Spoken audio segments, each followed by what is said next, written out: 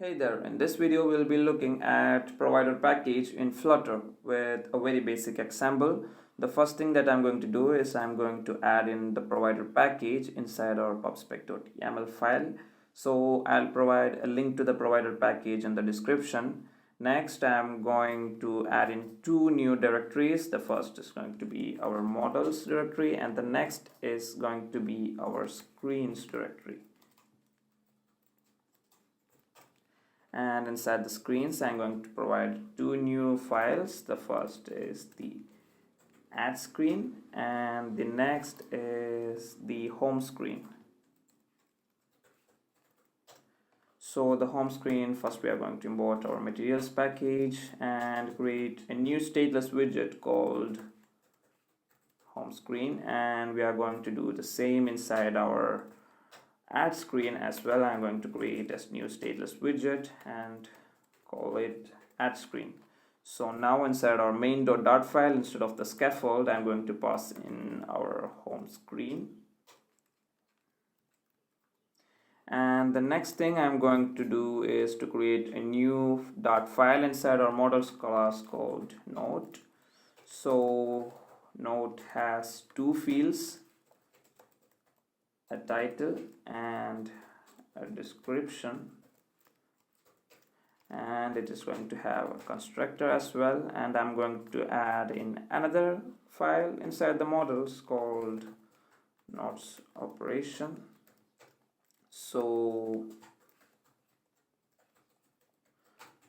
the class has a list of note called notes, and I'm going to initialize it, and this is going to be private so that I'll require a getter. So this is going to return a list of note. There's going to be get, so get notes, and it is going to return our notes. And I'm going to add one more method called add new note. So it is going to take in a title and a description,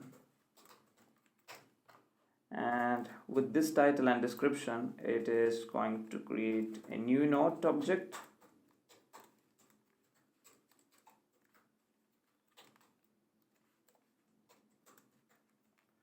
So we are able to do that because we provided a constructor down here, and once we created a new note to our new notes list, I'm going to add in the note. So one final thing to be done in the notes operation is to extend it with a class called ChangeNotifier. And why we require this ChangeNotifier is because to leverage the power of a method called notified listeners.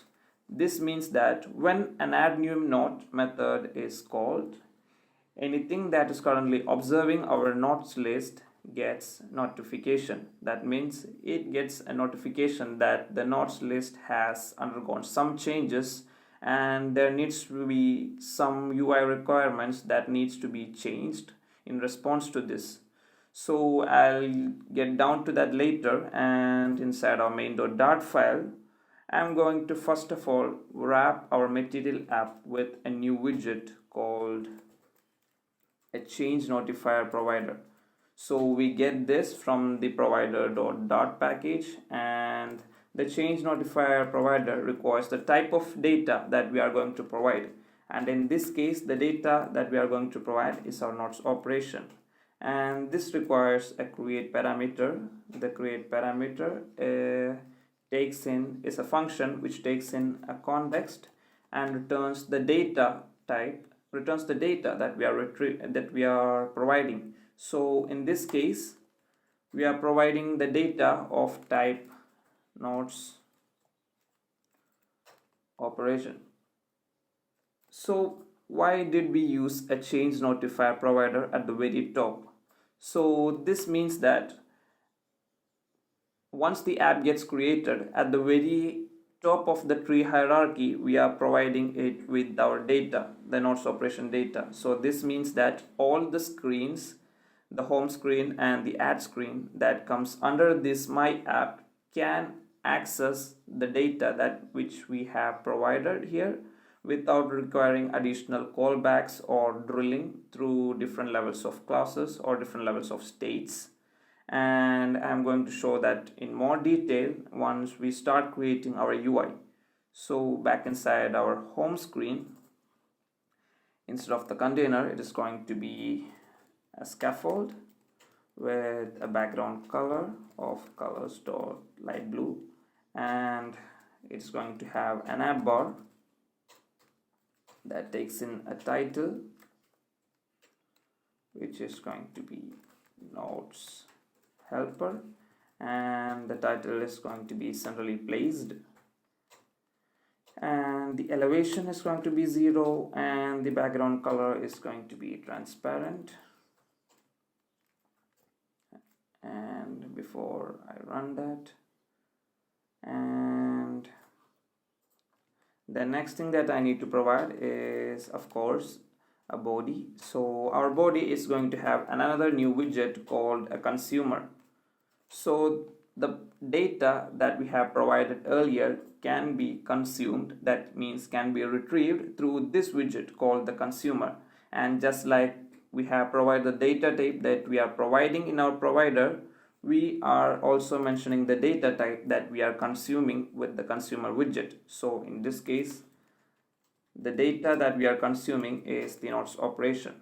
So the consumer has a builder that takes in 3 parameters: the context, the data that we are providing, and finally the child, and it returns a widget. So the data that we are consuming in this case is our nodes operation data. So even if I didn't place it here, it is going to be dynamically inferred, and this is going to return the widget. So the widget in our case is a list view.builder.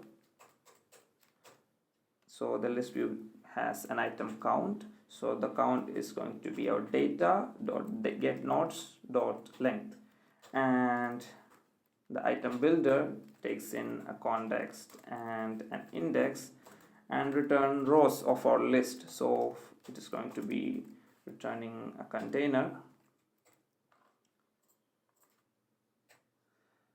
So we can just go ahead and extract this as our nodes card, and instead of this we are going to declare a final node object, and we are going to get it from the constructor itself. And above here I'm going to pass in the data.getNodes at the index, and the container is going to have a height of 150, and we are going to provide some decorations. So the color of the container is going to be colors.white, and it is going to have border radius of 15 on all sides. And once we have done that, we can add the children. So the child is going to be a column, and the first child of the column is going to be a text that gives the title. So we can say node.title, and the next child is going to be another text that gives the description, so node.description. And if I just run this now, we get an error because I have provided a semicolon here. And if I run that again, we don't get much difference because we haven't yet added any nodes. So for that I'm just going to go ahead and inside the constructor of our nodes operation, I'm just going to call our add new node, and I'm going to provide a title, first node, and I'm going to provide a description here as well. First note description, and now if I restart it,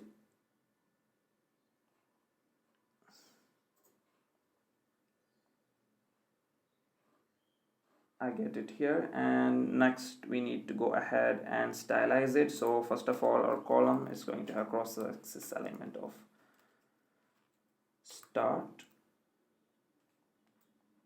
and we are going to wrap our we already have a container, so I'm going to provide a margin on all sides of 15 and a padding on all sides of 15 as well.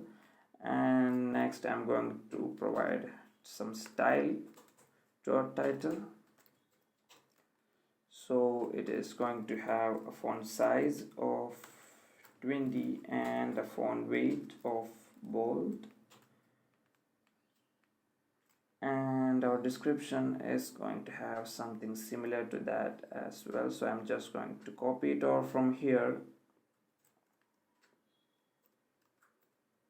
and paste it, and this time it is going to be 17, and there's not going to be any bold weights in particular, so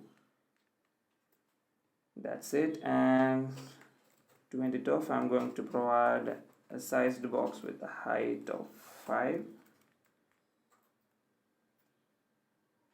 and we have that. So what we have done is we have provided our notes operation data at the very top, and inside our home screen we have used a consumer widget and have consumed the data that we have provided at the earlier on stage. And the next thing we have to, inside our scaffold, I'm going to add a floating action button. So it is going to have a child, which is going to be an icon. So the icon has an icon data of icons dot add, a size of 30, and a color which is going to be colors dot light blue. And similarly, our floating action button has a background color of colors dot white. And finally, we need to provide an on pressed. So on pressed, we need to go to our add screen. So we are going to say navigator dot push context, and we are going to give a material page root, and it takes in a builder that returns a context. And finally, add screen. So now if I run it again,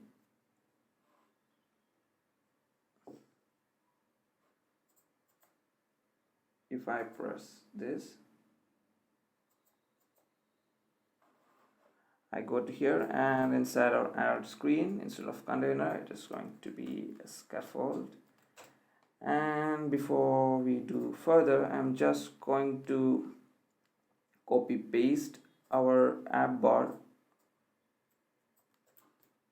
and this app bar is going to be the same, and the background color is going to be the same as well. It's just going to be colors dot light blue, and the body is going to be a column. And the first thing we are going to do is we are going to wrap our column with padding, and instead of 8 it is going to be 15,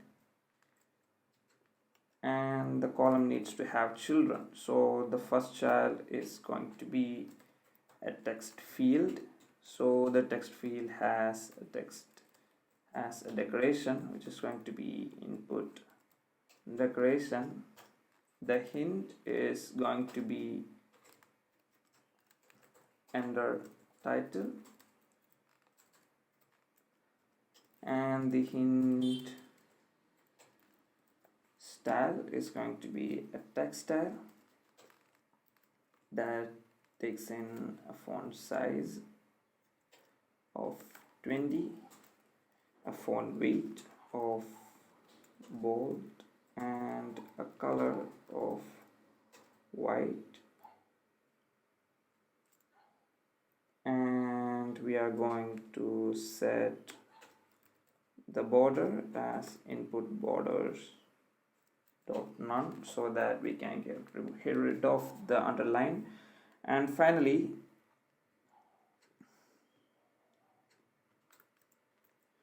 we are going to provide a style here, and this style is same as this, and we are going to repeat the same, and this time instead of under title it is going to be under description, and instead of 20 it is going to be 18, and we are not making the font go bold.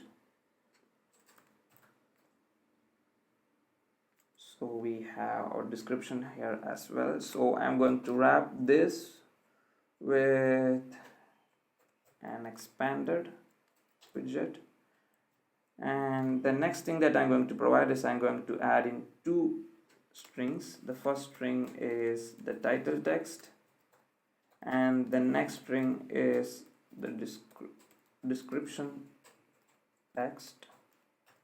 So inside our first text field on the onChanged, we are just going to store the value to our title text,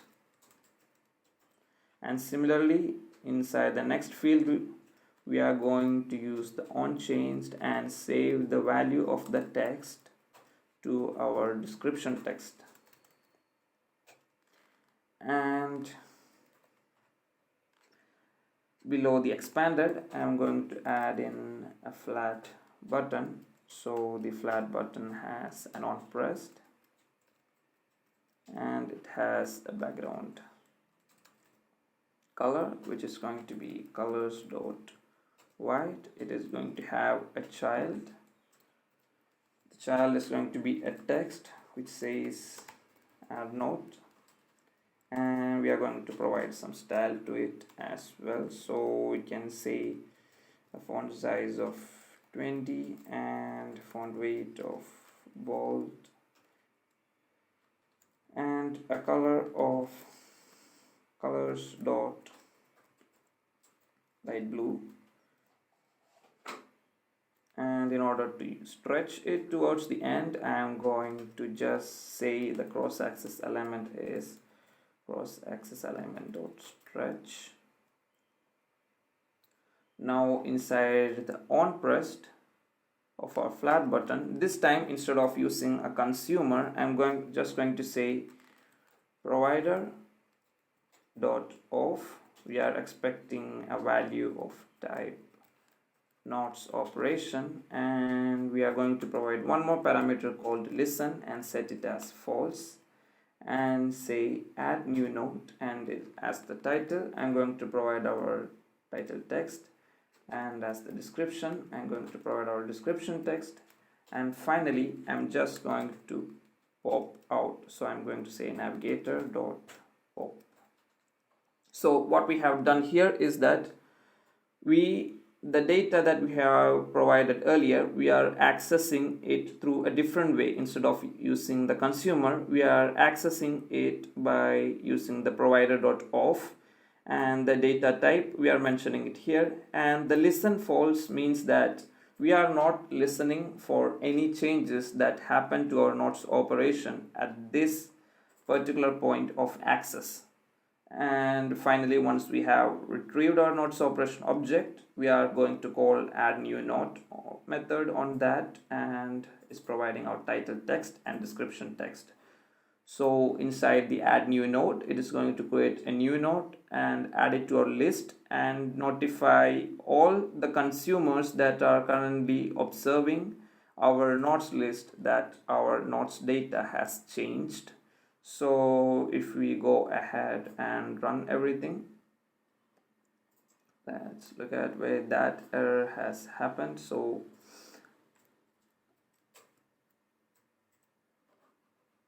if I run it,